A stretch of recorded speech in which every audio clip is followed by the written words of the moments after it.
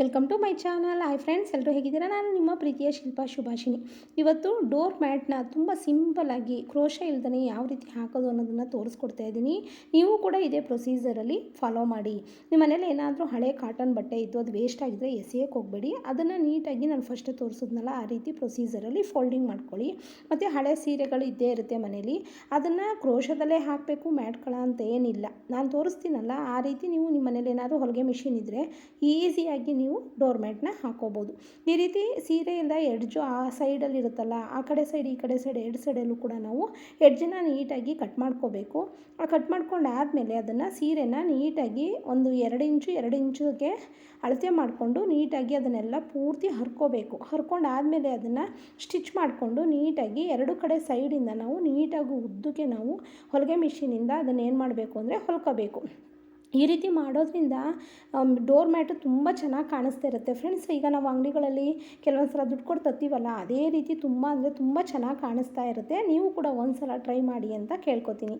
ನೋಡಿ, ಈ ರೀತಿ ಸೈಡಿಂದು ಸೀರೆದ ಎಡ್ಜನ್ನು ಕಟ್ ಮಾಡಿಕೊಂಡು ಈ ಕಾಟನ್ ಬಟ್ಟೆಗೆ ಸೈಡ್ಗೆ ನೀಟಾಗಿ ಹೊಲಿಗೆ ಹಾಕೋಬೇಕು. ಹೊಲಿಗೆ ಹಾಕೊಂಡಾದಮೇಲೆ ಅದನ್ನು ನೀಟಾಗಿ ಮತ್ತೆ ಫೋಲ್ಡಿಂಗ್ ಮಾಡಿ ಹೊಲಿಗೆ ಹಾಕೋಬೇಕು. ಆವಾಗ ತುಂಬ ಚೆನ್ನಾಗಿ ಕಾಣಿಸುತ್ತೆ. ಹಾಗೆ ಬೇಕಾದರೂ ಕೂಡ ನಾವು ಡೋರ್ಗೆ ಹಾಕೋಬೋದು. ನಾನು ಬೇರೆ ರೀತಿ ತೋರಿಸ್ತಾ ಇದ್ದೀನಿ. ಈ ರೀತಿ ಸಿಂಪಲಾಗಿ ಈ ರೀತಿಯೂ ಕೂಡ ಡೋರ್ ಮ್ಯಾಟ್ನ ಮಾಡ್ಕೋಬೋದು ನಾವು. ಕಾಟನ್ ಬಟ್ಟೆ ಏನಾದರೂ ಇದ್ದರೆ ಕೆಳಗಡೆ ನಿಮ್ಮ ಮನೆಗಳಲ್ಲಿ ಏನಾದರೂ ಭತ್ತ ತುಂಬ ಚೀಲಗಳೇನಾದ್ರು ಇರುತ್ತಲ್ಲ, ಅದನ್ನು ಕೂಡ ಎಸೆಯೋಕ್ಕೆ ಹೋಗಬೇಡಿ. ಅದನ್ನು ಕೆಳಗಡೆ ಹಾಕ್ಬಿಟ್ಟು ಅದ್ರ ಮೇಲ್ಗಡೆ ಈ ರೀತಿ ಕಾಟನ್ ಬಟ್ಟೆಗಳನ್ನ ಹಾಕ್ಕೊಂಡು ಕೂಡ ನಾವು ಡೋರ್ ಮ್ಯಾಟ್ನ ಮಾಡ್ಕೋಬೋದು. ನೆಕ್ಸ್ಟ್ ವೀಡಿಯೋಸ್ಗಳಲ್ಲಿ ನಾನು ಆ ರೀತಿ ತೋರಿಸ್ತೀನಿ.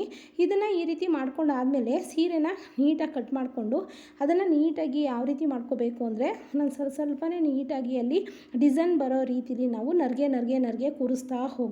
ಫುಲ್ಲು ಅದನ್ನು 4 ಮೂಲೆಯಲ್ಲೂ ಅದೇ ರೀತಿ ಮಿಷಿನಲ್ಲಿ ಹೊಲಿಗೆ ಮಿಷಿನ್ ಸಹಾಯದಿಂದ ನೀಟಾಗಿ ಈ ರೀತಿ ಮಾಡ್ತಾ ಹೋದರೆ ತುಂಬ ಚೆನ್ನಾಗಿ ಕಾಣಿಸುತ್ತೆ ಫ್ರೆಂಡ್ಸ್. ಇದನ್ನು ಬೇರೆ ಡಿಸೈನಲ್ಲೂ ಕೂಡ ನಾವು ಹಾಕೋಬೋದು.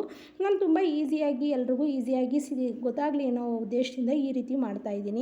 ಯಾರು ಬೇಕಾದ್ರೂ ಕೂಡ ಇದನ್ನು ಸ್ಟಿಚಿಂಗ್ ಕಲ್ತಿರೋರು ಈಸಿಯಾಗಿ ಮಾಡ್ಕೋಬೋದು. ಸ್ವಲ್ಪ ಸಮಯ ಕೊಡಬೇಕಷ್ಟೇ, ತುಂಬ ಪೇಷನ್ಸ್ ಇರಬೇಕು. ತುಂಬ ಚೆನ್ನಾಗಿ ಕಾಣಿಸುತ್ತೆ. ನಾವು ದುಡ್ಡು ಕೊಟ್ಟು ತಗೊಳ್ಳೋ ಅವಶ್ಯಕತೆ ಇರಲ್ಲ. ಜೊತೆಗೆ ನನಗೆ ಕ್ರೋಶದಲ್ಲಿ ಮ್ಯಾಟ್ಗಳನ್ನ ಹಾಕಕ್ಕೆ ಬರಲ್ಲ ಅಂತ ಫೀಲಿಂಗ್ ಕೂಡ ಮಾಡೋದು ಬೇಡ. ತುಂಬ ಚೆನ್ನಾಗಿ ಕಾಣಿಸುತ್ತೆ ಅಂತ ತೋರಿಸ್ತಾ ಇದ್ದೀನಲ್ಲ, ಇದೇ ರೀತಿ ಅದನ್ನು ನೀಟಾಗಿ ಸೀರೆನ 4 ಮೂಲೆಗೆ ಆ ಕಾಟನ್ ಬಟ್ಟೆಗಳ ಮೇಲೆ ಈ ರೀತಿ ನರ್ಗೆ ಕೂರಿಸ್ತಾ ನೀಟಾಗಿ ಕವರ್ ಮಾಡ್ತಾ ಬರಬೇಕು. ತುಂಬ ಚೆನ್ನಾಗಿರುತ್ತೆ. ನೀವು ಕೂಡ ಒಂದು ಸಲ ಟ್ರೈ ಮಾಡಿ. ಕೆಲವೊಂದು ಸಲ ನಾವು ಮ್ಯಾಟ್ಗಳನ್ನ ಹಾಕೋಕ್ಕೆ ದುಡ್ಡು ಕೊಟ್ಟು ಸೀರೆನೂ ಕೊಡಬೇಕು, ಹೊರದು ಕೊಡಬೇಕು. ಅದನ್ನು ನೀಟಾಗಿ ಉಂಡೆ ಮಾಡಿ ಅವ್ರಿಗೆ ಕೊಡಬೇಕು, ಜೊತೆಗೆ ದುಡ್ಡು ಕೂಡ ಕೊಡಬೇಕು. ಆ ರೀತಿ ಮಾಡೋದು ಬೇಡ. ನಾವೇ ಮನೇಲಿ ಈ ರೀತಿ ಹೊಲಿಗೆ ಮಿಷಿನ್ ಇದ್ದರೆ ಈಸಿಯಾಗಿ ಮಾಡ್ಕೋಬೋದು. ಹೊಲಿಗೆ ಮಿಷಿನ್ ಇಲ್ಲದೆ ಹೋದರೂ, ಕ್ರೋಶ ಇಲ್ಲದೆ ಹೋದರೂ ಕೂಡ ಬರೀ ಒಂದು ಸ್ಟೇಪ್ಲಿ ಪಿನ್ನಿಂದನೂ ಕೂಡ ನಾವು ಡೋರ್ ಮ್ಯಾಟ್ನ ಹಾಕ್ಬೋದು. ನೆಕ್ಸ್ಟ್ ವೀಡಿಯೋಸ್ಗಳಲ್ಲಿ ನಾನು ತೋರಿಸ್ಕೊಡ್ತೀನಿ. ನೋಡಿ, ಫುಲ್ ಎಂಡಿಂಗ್ ಆಯ್ತು. ಇವಾಗ ತುಂಬ ಚೆನ್ನಾಗಿ ಕಾಣಿಸುತ್ತೆ. ದೇವ್ರ ಮನೆಗಳಿಗೆ ಅಥವಾ ಫ್ರಂಟ್ ಡೋರ್ಗೆ ಈ ರೀತಿ ಮ್ಯಾಟ್ಗಳನ್ನ ಹಾಕೋದ್ರಿಂದ ತುಂಬ ಚೆನ್ನಾಗಿ ಕಾಣಿಸುತ್ತೆ. ನೀವು ಕೂಡ ಒಂದು ಸಲ ಟ್ರೈ ಮಾಡಿ.